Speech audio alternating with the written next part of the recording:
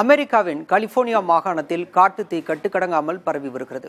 இதற்கான காரணம் என்ன, தடுப்பு முறைகள் என்ன, காட்டுத்தீயை கட்டுப்படுத்த வல்லரசான அமெரிக்கா திணறுவது ஏன் என்பது பற்றி விளக்குகிறார் நமது செய்தியாளர் பாலவெற்றிவேல். கலிபோர்னியா மாகாணத்தில் ஏற்பட்ட காட்டு தீயினுடைய பரப்பு எந்த அளவிற்கு விஸ்திரம் அடைஞ்சிருக்கு அப்படின்னா 145 சதுர கிலோமீட்டர்னு சொல்றாங்க. அதாவது நம்ம சென்னை மாவட்டத்தினுடைய பரப்புக்கு இணை அப்படின்னு சொல்லலாம்.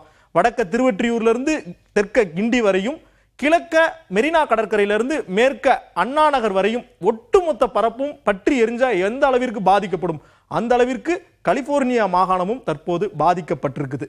அடுத்து கலிபோர்னியா மாகாணத்தில் முக்கியமாக 4 இடங்கள் அதிகப்படியாக பாதிக்கப்பட்டிருக்கிறதாக கணக்கிடப்பட்டிருக்கிறது. குறிப்பாக பசிபிக் பால்சேட்ஸ் அப்படிங்கிற ஒரு பகுதி, மாலிஃபு அப்படிங்கிற ஒரு பகுதி, மவுண்ட் வில்சன் அப்படிங்கிற பகுதி, கடைசியாக லாஸ் ஏஞ்சல்ஸ் நகரத்திலையும் தீ பற்ற தொடங்கி இருக்கிறது. இந்த 4 பகுதி பெரும் அளவிற்கு பாதிக்கப்பட்டிருக்கிறது. இந்த காட்டு தீயால் ஏற்பட்டுள்ள பொருளாதார இழப்பு எவ்வளவு அப்படின்னு பார்த்தோம்னா 13 லட்சம் கோடி இந்திய மதிப்புல. அதாவது தமிழ்நாட்டினுடைய வருடாந்திர பட்ஜெட்டை எடுத்தோம் அப்படின்னா அந்த பட்ஜெட்ல 3 மடங்கு பெருக்கணும் அப்படின்னா எந்த தொகை வருதோ அதுதான் இப்போதைக்கு இந்த ஒரு வாரத்தில் ஏற்பட்ட இழப்பு. சரி, இந்த காட்டு தீ ஏற்பட்டதற்கான காரணங்கள் பற்றி தான் பார்க்க போகிறோம். முதல் காரணம் குறைந்த ஈரப்பதம். அமெரிக்காவினுடைய மேற்கு பகுதியை பார்த்தோம் அப்படின்னா ராக்கி மலைத்தொடருக்கு அருகேவும் பசிபிக் பெருங்கடலுக்கு அருகேவும் அமைஞ்சிருப்பதன் காரணமாக பொதுவாகவே வெப்பநிலை அதிகமாக இருக்கும். வருடாந்தோறும் இந்த மாதிரியான காட்டு தீக்களால் அந்த பகுதி பாதிக்கப்படுறது அப்படிங்கிறது வழக்கமான ஒன்று என்றாலும் இந்த ஆண்டு எதிர்பார்த்ததை விட 10 மடங்கு அதிகமாகி இருக்கிறதாக கூறப்படுது. ராக்கி மலையிலிருந்து வீசும் காற்று, ராக்கி மலையிலிருந்து 50 முதல் 60 கிலோமீட்டர் வேகத்தில் காற்று வீசுறதுனால தீ பற்றி எரியும் போது அதை மேலும் அதிகப்படுத்துவதற்கான வாய்ப்புகளும் ஏற்படுகிறது. மூன்றாவதாக மின்சார கோளாறு, இதான் ரொம்ப ரொம்ப முக்கியமானது சொல்றாங்க. அங்க இருக்கக்கூடிய சப்ஸ்டேஷன், டிரான்ஸ்ஃபார்மர் போன்ற இடங்கள்ல, அடுத்து எலக்ட்ரிக்கல் டவர்லாம் தீ பற்றதுனால மேலும் அதிகமாகுது அப்படிங்கிற ஒரு விவரமும் வருது. நான்காவதாக மனித செயல்பாடுகள், மனிதர்களுடைய தவறுகள், குறிப்பாக அங்கேயும் ஆக்கிரமிப்புகள் பெருகுது. அமெரிக்காவில் பொதுவாகவே மரத்தினால் வீடுகள் செய்வாங்க. அந்த மர வீடுகள் அதிகமாக பற்றி எரிவதன் காரணமாக பக்கத்தில் உள்ள குடியிருப்புகளுக்கும் மிக வேகமாக பரவுகிறது. 5வது காரணம் தான் ஒட்டுமொத்தமாக மதிப்பிடப்படுது, அதுதான் காலநிலை மாற்றம். 1.5 டிகிரி கடல் வெப்பநிலை அதிகமாகும் போது அதிகப்படியான சீற்றங்கள் ஏற்படும் சொல்றாங்க. அதனுடைய ஒரு தொடக்கமாகத்தான் கலிபோர்னியாவில் ஏற்பட்டிருக்கிற இந்த பெரும் தீ விபத்து காரணமாக இருப்பதாக கூறப்படுது. இதுதான் முக்கிய காரணமாக மதிப்பிடப்படுது. அடுத்ததாக கலிபோர்னியாவில் ஏற்பட்டுள்ள இந்த தீயினுடைய தாக்கத்தை பற்றி பார்க்க போறோம். உயிரிழப்புகள் இதுவரையும் 13க்கும் மேற்பட்டோர் இறந்திருக்கிறாங்க.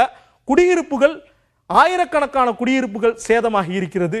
வன உயிரினங்களுக்கு பேராபத்து. அந்த காட்டு பகுதியில் இருக்கிற விலங்குகள் நிறைய மரணம் அடைஞ்சிருக்குது. பல விலங்குகள் குடியிருப்பு பகுதிகளுக்குள்ளேயும் நுழைந்திருக்கிறது. அது ஒரு முக்கிய பிரச்சனை. அடுத்ததாக காற்று மாசுபாடு.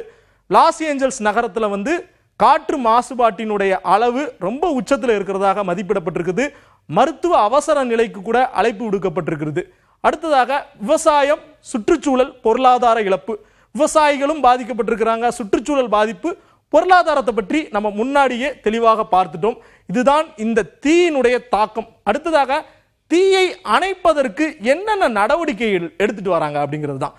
கண்காணிப்பு டெக்னாலஜி மற்றும் எச்சரிக்கை முறைகள். கலிபோர்னியாவை பொறுத்தவரையும் ரொம்ப அட்வான்ஸ்டான ஸ்டேட் அமெரிக்காவை எடுத்துக்கிட்டோம் அப்படிங்கிற அப்போ கலிபோர்னியா மாகாணத்தில் நிறைய விதமான டெக்னாலஜியை பயன்படுத்தி இந்த தீயை அணைக்கிறதுக்கான முயற்சிகள் மேற்கொள்றாங்க. மக்களை வெளியேற்றுறதுக்கு பல அலார்ம் சிஸ்டமும் பயன்படுத்துறாங்க. அடுத்து மக்களை பாதுகாப்பாக வெளியேற்றுவதற்கான திட்டமிடல்கள், மாற்று நடவடிக்கைகளையும் துரிதமாக எடுப்பதாக கூறுறாங்க. இருந்தாலும் அது மிகவும் சிரமமாக இருக்கிறது. உலகத்திலேயே மிக வளர்ந்த நாடாக கூறப்படும் அமெரிக்காவே இந்த காட்டு தீயை கட்டுப்படுத்துறதுக்கும் மக்களை வெளியேற்றுறதுக்கும் மிகப்பெரிய அளவிற்கு திணறுகிறது அப்படிங்கிறத அவங்களே, அந்த மாகாணத்தில் உள்ள ஆளுநரே ஒப்புக்கொண்டு விட்டார். 71 ஹெலிகாப்டர் மற்றும் ட்ரோன் மூலமாக தீயை அணைக்கும் முயற்சி தொடர்ச்சியாக நடைபெற்று வருது. அடுத்ததாக அருகில் உள்ள மெக்சிகோ மற்றும் கனடா நாடுகளில் இருந்து உதவி பெறப்படுது. இந்த காட்டு தீயை அணைப்பதற்கு மெக்சிகோவும் கனடாவும் தான் அவங்களுக்கு பெரிய அளவுக்கு உதவி பண்றாங்க, நிறைய சப்ளை செயின்லாம் பண்றாங்க அப்படிங்கிற மாதிரி சொல்லப்படுது. இந்த அமெரிக்காவினுடைய கலிபோர்னியா மாகாணத்தில் ஏற்பட்டிருக்கிற இந்த காட்டு தீ உலக நாடுகளிடையே பெரும் அச்சத்தை ஏற்படுத்துகிறது. ஏன்னா காலநிலை மாற்றத்தை பத்தி நம்ம பெரிய அளவுக்கு பேசிட்டு இருக்கும்போது ஒரு காட்டுத்தீ எந்த அளவிற்கு பாதிப்பை ஏற்படுத்தும் அப்படிங்கிறத நம்ம நிகழ்காலத்தில் பார்த்து கொண்டிருக்கிறோம்.